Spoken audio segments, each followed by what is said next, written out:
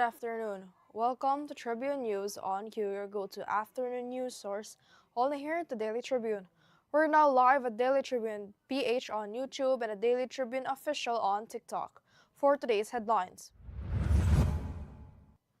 Senator Lauren Legarda reaffirmed her support for the expanded Anti-Online Sexual Abuse or the Exploitation of Children and Anti-Child Sexual Abuse or Exploitation Materials Acts of 2025. The Department of Interior and Local Government on Thursday reminded local government units to closely coordinate with Philippine embassies or consulates before entering sister city or town twinning deals. The Philippines has received 5 coastal radar systems from the government of Japan, the Department of National Defense reported Thursday. The Philippine National Police on Thursday acknowledged challenges in the crackdown on electronic cockfighting, but assured that its efforts have made progress in shutting down operations.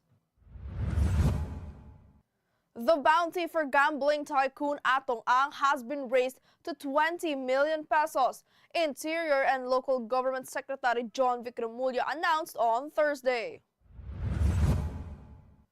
The Department of Agriculture is expanding the rollout of its 20 per kilo rice program across Metro Manila as part of efforts to improve food access and ease pressure from high food prices.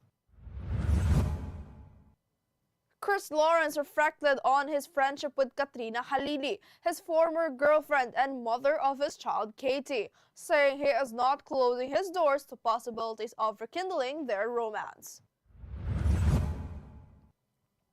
Canadian fans and athletes at the Milan Cortina Olympics woke up Wednesday to learn of a school shooting in British Columbia that left at least 7 people dead.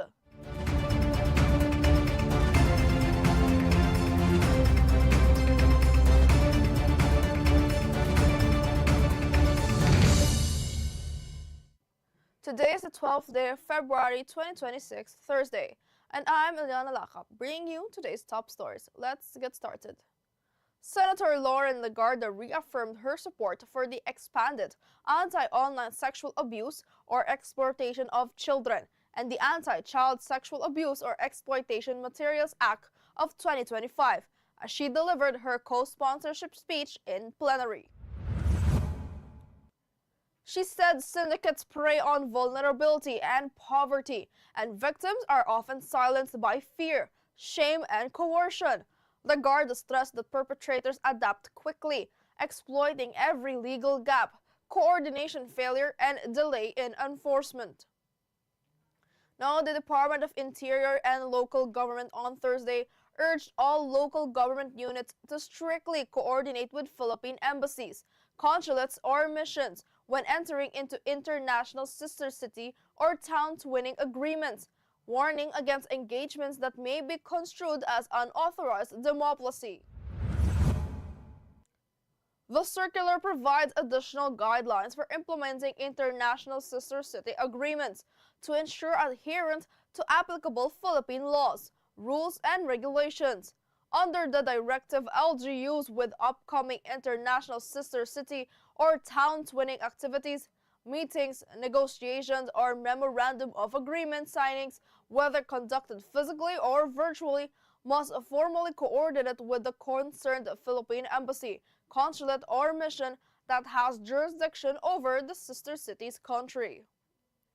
Now, the Philippines has received 5 coastal radar systems from the government of Japan, the Department of National Defense reported Thursday.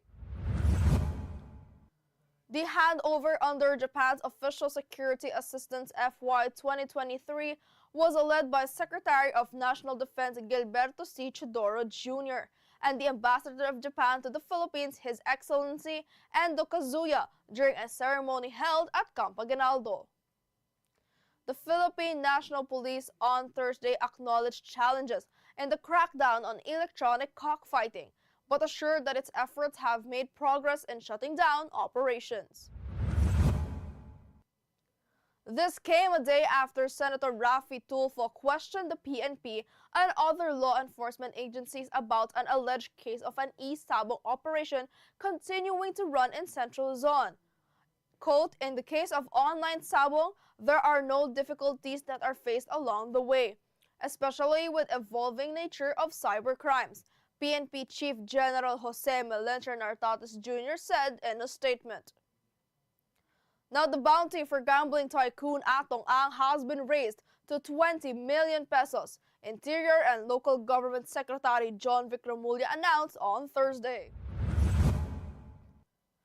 Quote, "We are increasing the bounty for Atong Ang to 20 million pesos for information leading to his arrest. Seryoso kami dito," Remulla said in a press briefing in Quezon City. Ang is wanted by courts in Laguna and Batangas for kidnapping charges in connection with the disappearance of at least 34 cockfighting aficionados between 2021 and 2022.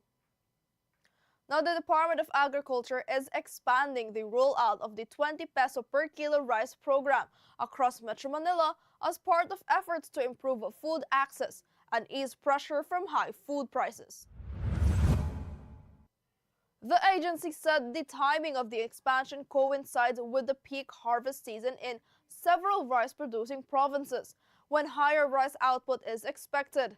The program is also seen to help clear National Food Authority warehouses to make way for fresh stocks, while addressing temporary supply gaps linked to delayed imports. Now the Philippine shares closed lower with the PSEI down 28.55 points or 0.44% to 6,470.27. The broader all shares index fell to 0.52% to 3,587.93, reflecting overall market weakness. Property led the declines, dropping to 1.37%, followed by holding firms negative 0.92% and financials negative 0.71%. Industrials also edged down 0.30%. Mining and oil bucked the trend, rising to 1.23%, while services gained 0.84%, helping temper losses.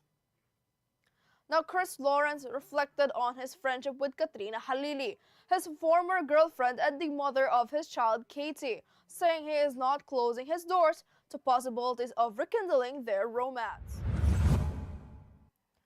The singer made this admission during their lie detector test vlog shared on Halili's YouTube channel last Friday, February 6th. The Canadian fans and athletes at the Milan Cortina Olympics woke up Wednesday to learn of a school shooting in British Columbia that left at least 7 people dead and many others wounded. 7 people were killed in Tuesday's shooting at Tumbler Ridge Secondary School, while 2 more were found dead at a nearby home, Canadian authorities said. A woman believed by police to be the shooter was also found dead, apparently from a self-inflicted wound. Now, Tribune, did you know on February 12, 1915, Lamberto Vera Avellana, the first Filipino national artist in theater and film, was born in Bontoc Mountain Province. Avellana, the so-called boy wonder of the Philippine movies and a prominent film and stage director, made his film debut in 1939 with Sakay, a biopic on the early 20th century Filipino revolutionary Macario Sakay.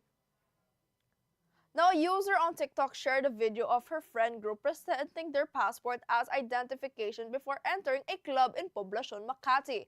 The scene resembled an immigration process as almost everyone used a passport to verify their age. Kailan po balik? Immigration. Oh, natatakan na.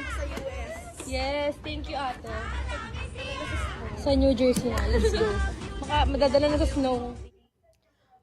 And that's all for now. Join us again at 4:30 p.m. still here on Daily Tribune's Facebook page, Daily Tribune PH on YouTube, and the Daily Tribune Official on TikTok. Once again, I'm Eliana Lacap, and this has been Tribune News on Q.